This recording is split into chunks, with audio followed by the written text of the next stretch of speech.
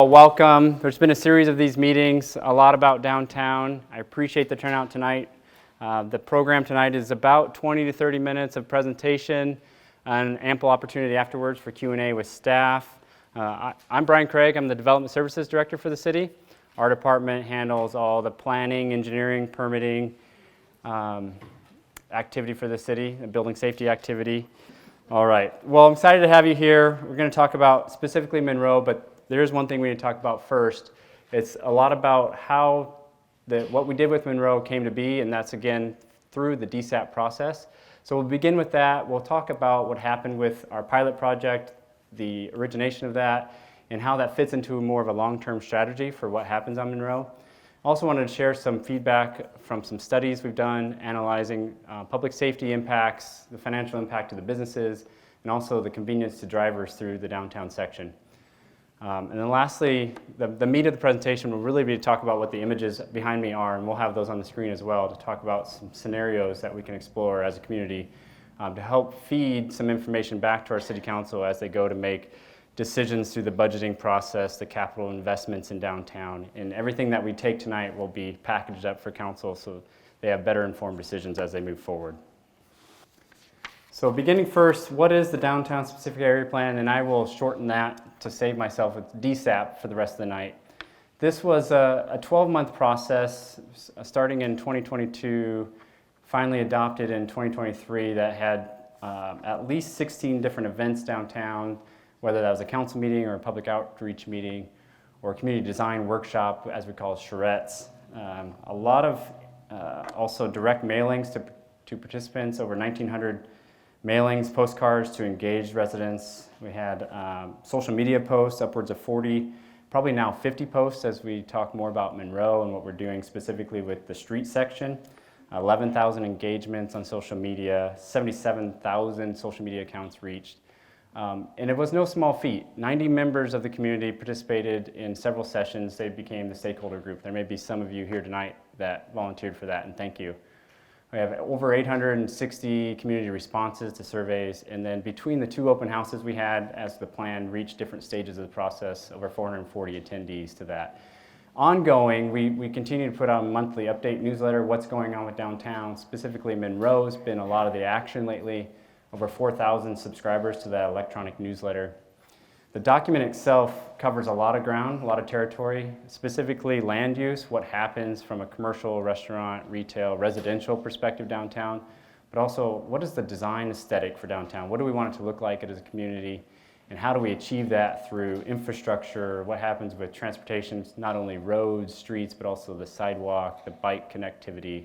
And lastly, how do we encourage and invite new businesses and economic engines to our community? And then what is downtown's branding? So a lot of things to go. A lot of communities have similar plans. We were very focused on not having just a plan that, as some would say, sit on a shelf. Our plan was very intentional to be an action plan.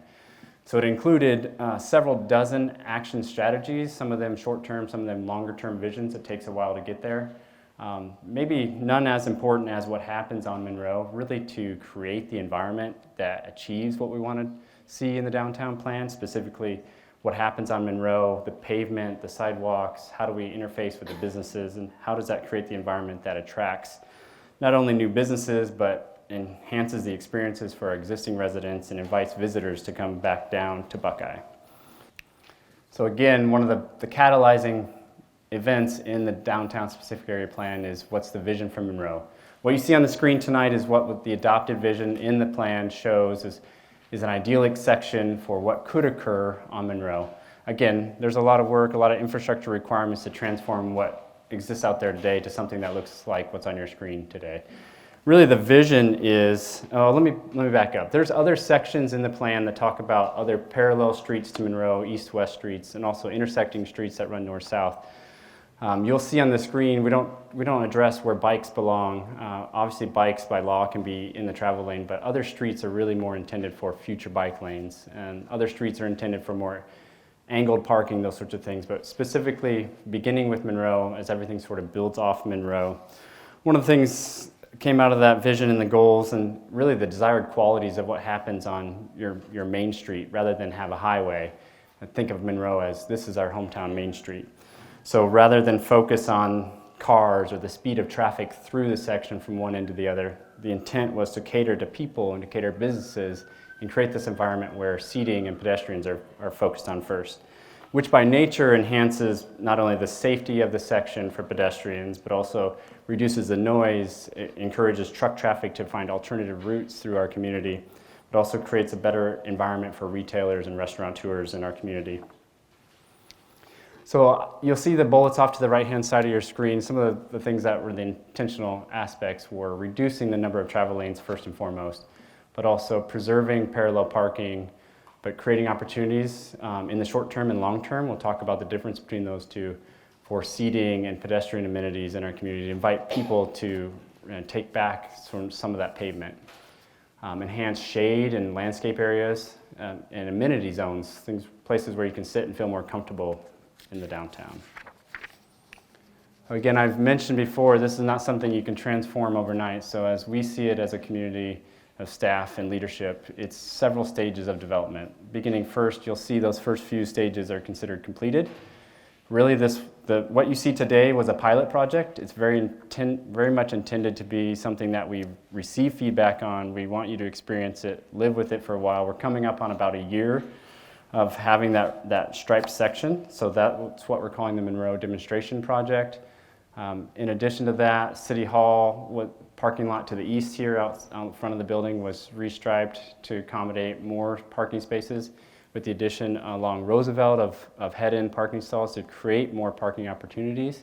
That was also completed this past fiscal year, And then stage 2, which you see outside of our building between 5th and 6th Street, is a demonstration project of how you can introduce some of those elements in a trial period with planters and seating and even the sample parklet. We'll talk more about that in a minute. But the future steps and stages, they look as they're shown on the screen. Really, stage 4 is 3 parts. That's the hard part. That's really complicated, complex, dealing with the utilities, what happens underneath the street as far as capturing improvements to storm drain, water and sewer upgrades, but also enhancing fiber to be more modern, but accounting for there's already existing utilities in that street as well. And then stage 5, as we're going to show on the next few screens, is really have we achieved the vision that the community came up with and council adopted in October of 2023 about how do you transform Monroe to really encourage that environment. So I've noted some years, and as you can imagine, the further we get away from today, a little bit more fuzzy those dates become. And it becomes really a budgeting and planning exercise for not only staff, but for the elected officials in our community, making sure that they're taking care of downtown, but they're also addressing the other needs in our community long-term from a budgeting perspective. I did want to mention, and we'll talk more about it, stage 4 really, what happens beneath the street usually occupies about 80% or more of the budget and the time and the expenditure of effort, and that's stuff you don't see as a community, but it's necessary and it's critical to the future development of our downtown. Stage 1, we'll briefly look at this. If you've been to this last workshop we had, we went over this, what was achieved. And again, we very much acknowledge that as we go through a pilot project or demonstration, we expect to receive feedback, and some of that feedback is great ideas, and we'll incorporate it as we have future iterations. So remove and replace the top layer of asphalt and pavement and seal crack, and so essentially obliterated all the existing striping. Put down a demonstration section really to show what you could achieve, how much area you could gain outside the future curb lines with just the travel lanes in the middle. Redesignated a truck route through our community that doesn't occupy the main street feel, so you're not listening to and seeing trucks travel down Monroe. Reducing the speed limit, now it's 25 miles per hour through the section, and we're going to talk about how that's impacted travel times in our community. And then creating an additional, preserving as much parallel parking as possible, but you see the hatching up there, which has mixed reviews, we'll admit, trying to preserve the areas where businesses receive and access and customers can go in and out of those spaces, so making sure we're preserving those. And then the idea of introducing parklet zones, maybe one of the newest concepts to try to introduce to community. Parklet is really intended to be an area that's not for cars, so that's the intent of the gray areas. Again, they're broken up by driveway accesses, but really it's for you, the community, and the leadership to envision if the curbs were to move out closer to the center of the lane, these are areas that could be taken back for cafe seating or other pedestrian amenities. And again, the crosswalks were enhanced. Some of the material that's laid down now isn't standing up well, but we know that and we're aware of that, so we'll be addressing that with future upgrades to the downtown. Again, the demonstration between 5th and 6th looks a lot like this. The introduction of various sizes of planters, bringing some shade trees into the area. Again, these aren't throwaway materials. These will be reused either in the downtown section when it's reconfigured in the future or elsewhere in the community. But to give you a sense of what it looks and feels like on Monroe, again, just demonstrating it for one section so you can provide feedback to the community and experience it for yourself. And then the parklet, the city went out and purchased and installed this parklet so you get a demonstration of how you could take back some of that space for seating and restaurants. And anecdotally, we've talked with a handful of restaurants that would be interested in introducing this in the long term once we create a policy and program for them to do that.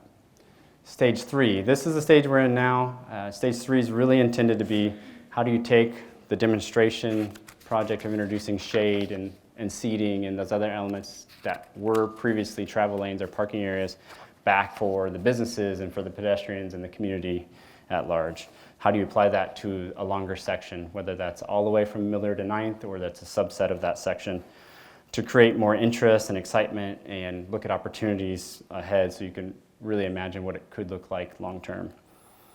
So again, with the parklets or these other elements, those are things that can live on as well if these restaurants introduce these themes, or if a retailer wants to introduce sidewalk shopping. Those are things that still could occur in the future once the sidewalk is widened, if we choose to do that, or taking advantage of those opportunities on side streets as well. And then again, looking at this from an interim or a temporary perspective, council will also be considering that as they move forward in their budgeting discussions and giving direction to staff on what they want to see through the Monroe section. If we choose tonight, or if we get some feedback tonight and we give council direction, if they choose to move forward with an additional sort of opportunity downtown, we'll certainly share that with the community. And unless you're an engineer, I know there's at least one of them in here, this is probably the most boring part of what will happen and transpire downtown.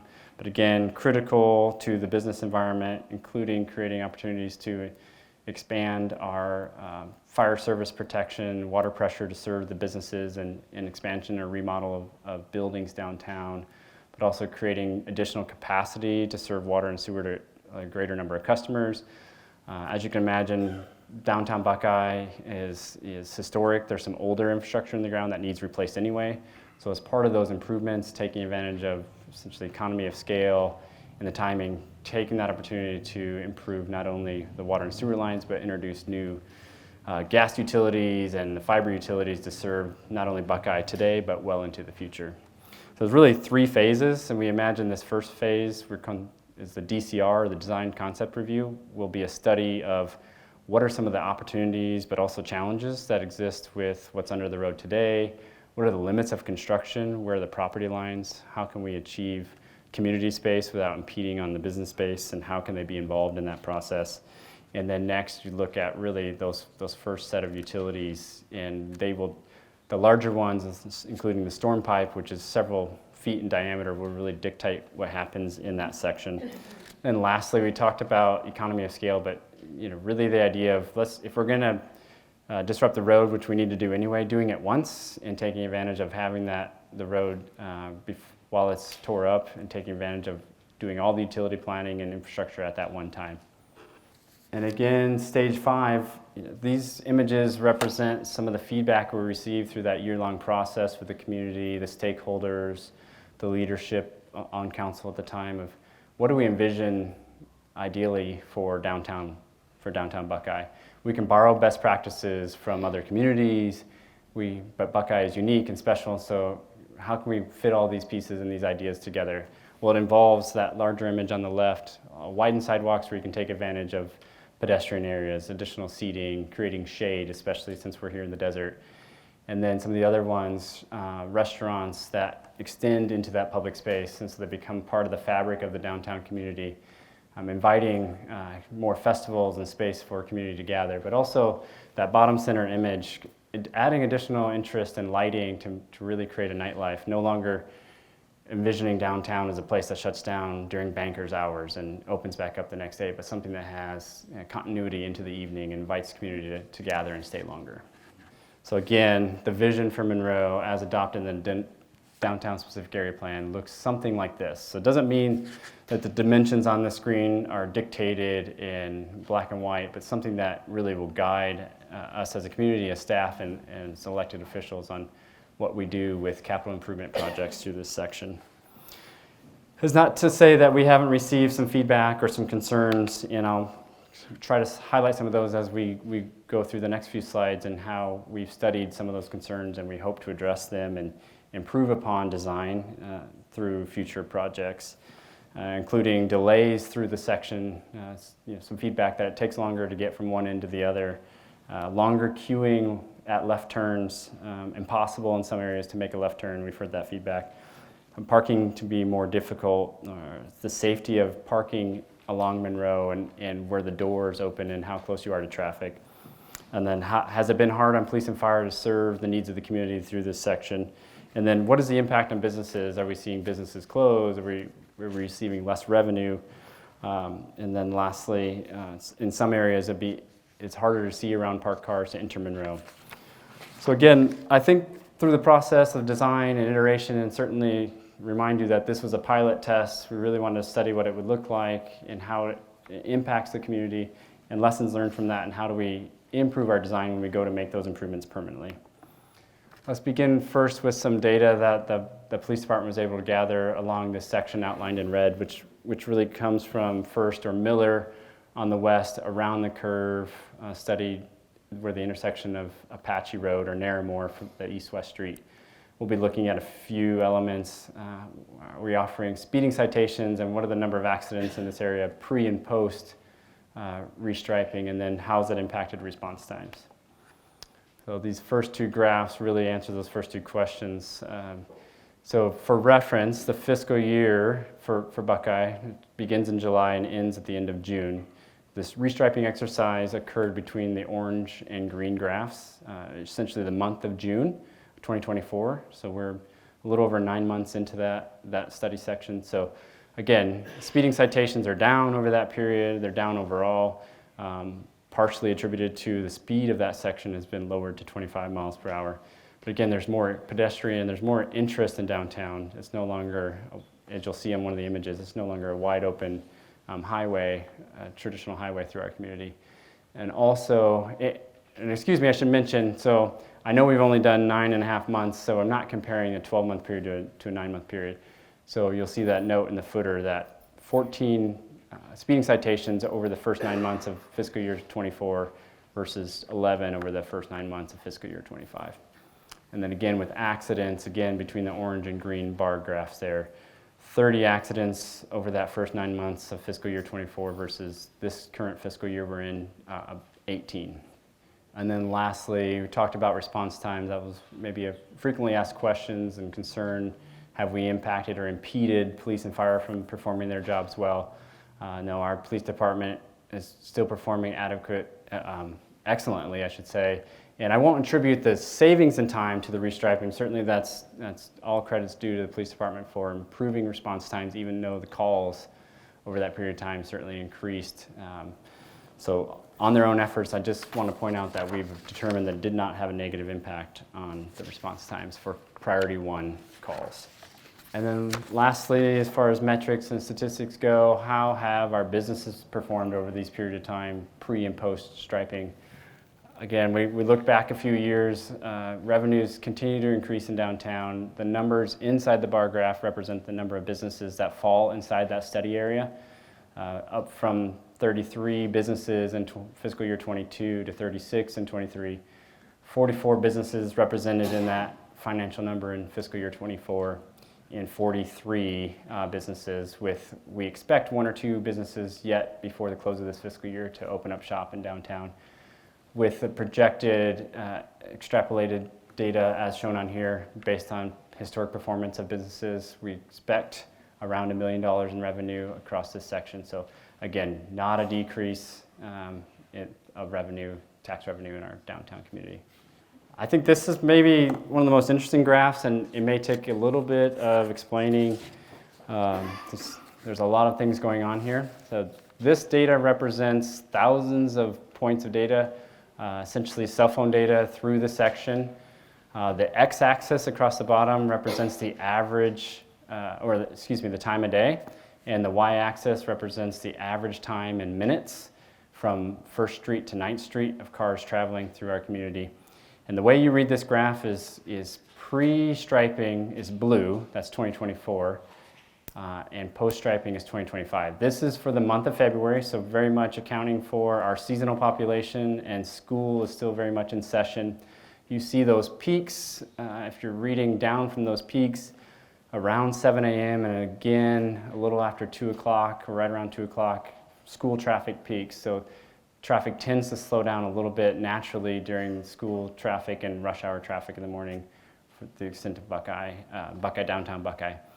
So what you'll notice that during non-peak hours such as 4 a.m. and 10 p.m., the difference in time it would take you to travel without going elsewhere in the downtown from one end to the other was about 15 seconds, which would be expected based on the lowering of speeds through that section.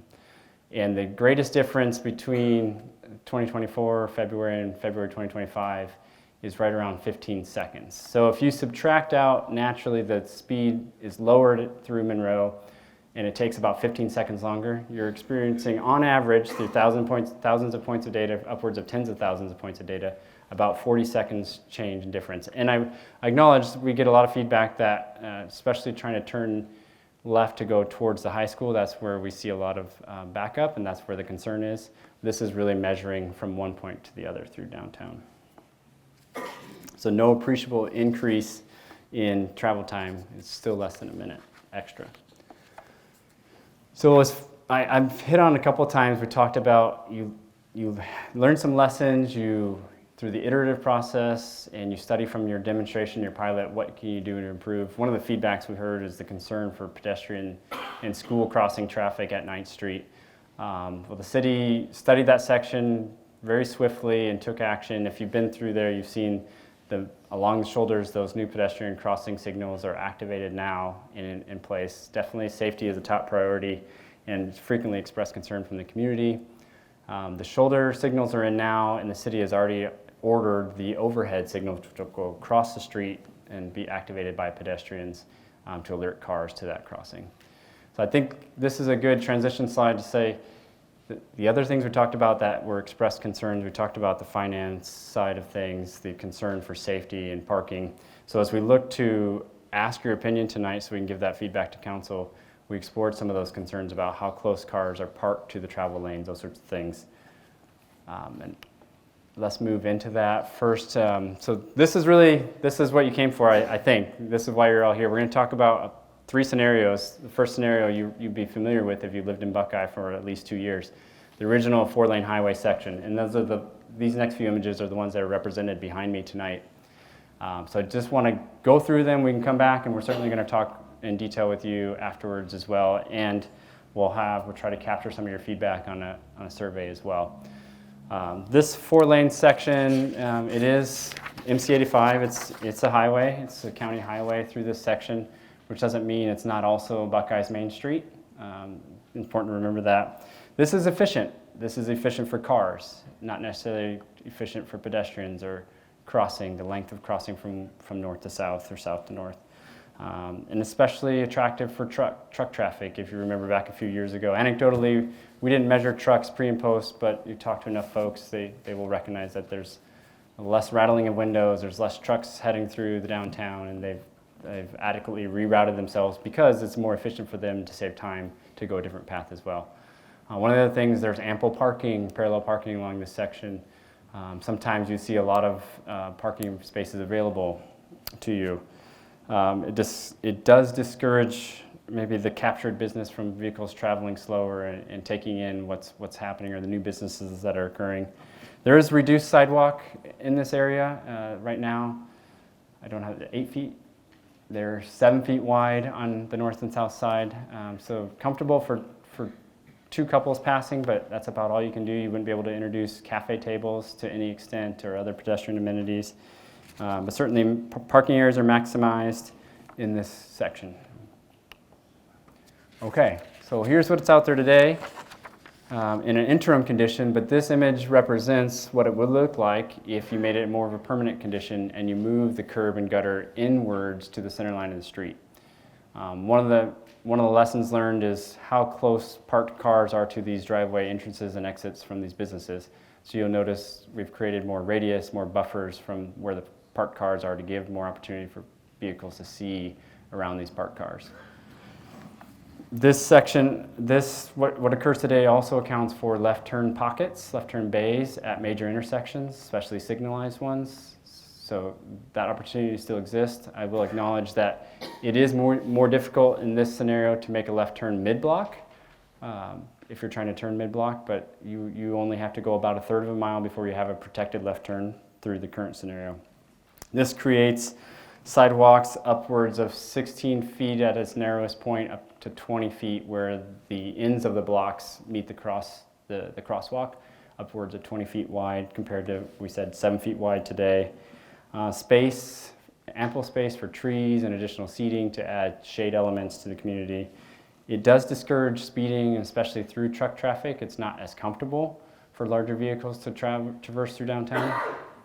Opportunities for additional seating and spaces for the community. There's a couple of different perspectives, a bird's eye view, but also a street perspective of what it could look like if we were to explore the section in a permanent condition. Additional seating, additional space for businesses and retailers. And these, again, are on the boards behind me, and they'll definitely be on the slides available online. Okay, scenario 3. This is something we've talked about anecdotally. We've heard some feedback that from some folks, especially, they like where we're headed, the idea of trying to create a better business environment that is more attractive to pedestrians and visitors.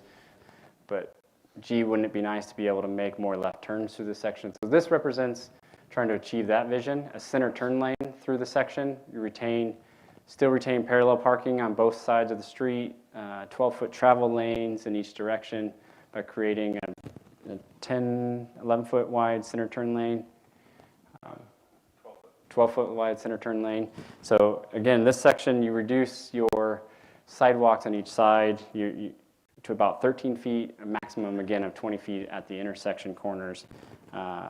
Still room for seating and shade and landscaping. Again, with both this and the 2-lane section as revised today from what we have today, wider travel lanes and wider parking areas to give a little bit more buffer between parked cars and folks getting out of the driver's side of the car and oncoming traffic. This creates opportunities that maybe don't exist with a 2-lane section for emergency vehicles to use that center turn lane if they need to traverse or maneuver around vehicles in the travel lane that are pulled over but not able to get into the parking area. It creates opportunities for visitors and business owners to use left turns mid-block instead of waiting till the next safe intersection. And then it also it still preserves ample opportunity for landscaping to occur in that sidewalk area, the pedestrian streetscape area. Again, let's zoom in a little bit and give you a sense of what the ground feel is. You can see on the right-hand image, room for cafe seating and still a wide sidewalk area for folks to traverse that area. And like you would see in maybe the larger, more older urban downtowns, you get the trees with the planter grates over the top, pedestrian scale lighting and signage and benches.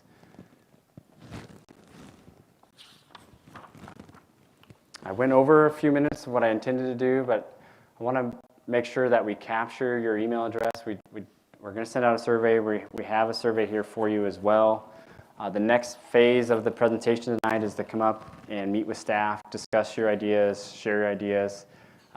Contact information is there. If you do want to scan that QR code, it'll take you to the website. All the material we presented tonight will be there, plus the things we've talked about in the past. The downtown plan itself is linked there.